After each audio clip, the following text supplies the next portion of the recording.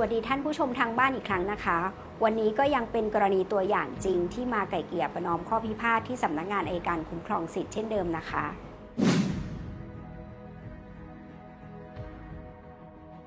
เมื่อฝ่ายหญิงซึ่งเป็นภรรยายินยอมเข้าไกล่เกลี่ยต่อมาพนักงานอัยการเกรงว่าหากปล่อยให้ฝ่ายหญิงกลับบ้าน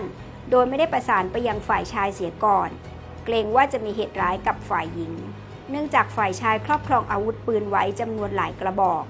จึงได้โทรศัพท์ไปสอบถามทางฝ่ายชายซึ่งเป็นสามีว่าประสงค์จะเข้าร่วมไกล่เกลี่ยหรือไม่ได้รับแจ้งว่าประสงค์จะไกล่เกลี่ยแต่ติดเงื่อนไข2ประการนะคะคือไม่ทราบเส้นทางมาสปช.ขอนแก่นและมีเวลาอยู่ขอนแก่นอีกเพียง2วันเพราะลูกจะมารับไปกรุงเทพหากจะไกล่เกลี่ยก็ขอดำเนินการด่วนเมื่อตรวจสอบกับทางฝ่ายภรรยาก็ทราบว่าฝ่ายชายไม่ชำนาญเส้นทางในจังหวัดขอนแก่นจริงก่อนถึงเวลานัดไกล่เกลี่ยทางสปช.ขอนแก่นได้เตรียมการดังนี้ข้อ 1 ขอความอนุเคราะห์ไปยังสถานีตำรวจภูธรเมืองขอนแก่นขอสายตรวจจำนวน2รายเพื่อเดินทางร่วมไปกับเจ้าหน้าที่สปช.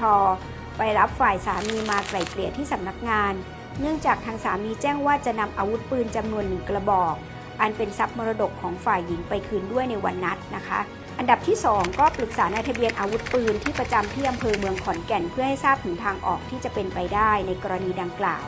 3. นะคะจัดหารถสปช.ไปรับโดยแจ้งทางฝ่ายสามีให้ทราบว่าจะมีใครเดินทางไปรับบ้างเพราะเกรงว่าจะตกใจเมื่อเห็นเจ้าหน้าที่ตำรวจพร้อมซักซ้อมข้อตกลงเรื่องการส่งมอบอาวุธปืนให้เจ้าหน้าที่ในระหว่างเดินทางและในระหว่างไกล่เกลี่ย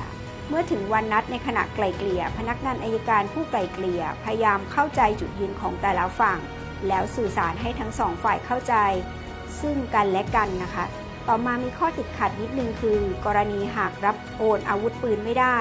ภรรยาจะยินยอมชดใช้เป็นราคาทรัพย์แทนให้แก่ฝ่ายสามีได้หรือไม่ซึ่งพอมีประเด็นดังกล่าวทั้งสองฝ่ายมีท่าทีว่าจะถกเถียงกันจึงห้ามปรามและดึงกลับเข้าสู่ประเด็นหลักของปัญหาที่จะต้องแก้ไขส่วนกรณีในอนาคตได้แจ้งว่าสามารถตกลงกันได้ภายหลังและแจ้งว่าบางครั้งอาจจะไม่เป็นตามข้อวิตกกังวลมากนักสรุปการไกล่เกลี่ยสำเร็จและทั้งสองฝ่ายสมัครใจไปจดทะเบียนหย่ากันได้ในวันนั้นโดยในส่วนอาวุธปืนฝ่ายหญิงสลักหลังในใบอนุญาตให้มีหรือใช้อาวุธปืนหรือใบป .4 ว่าจะโอนให้แก่ฝ่ายชายทันทีเมื่อสามารถจะโอนได้และระหว่างนี้ให้ฝ่ายชายครอบครองอาวุธปืนไว้แทนซึ่งสัญญาประนีประนอมยอมความดังกล่าวอาจจะไม่ได้เป็นสัญญาที่ดีที่สุดแต่อย่างน้อยนะคะก็ช่วยให้ฝ่ายชายและฝ่ายหญิงกลับบ้านอย่างสบายใจทั้งสองฝ่ายค่ะท้ายที่สุดนี้นะคะ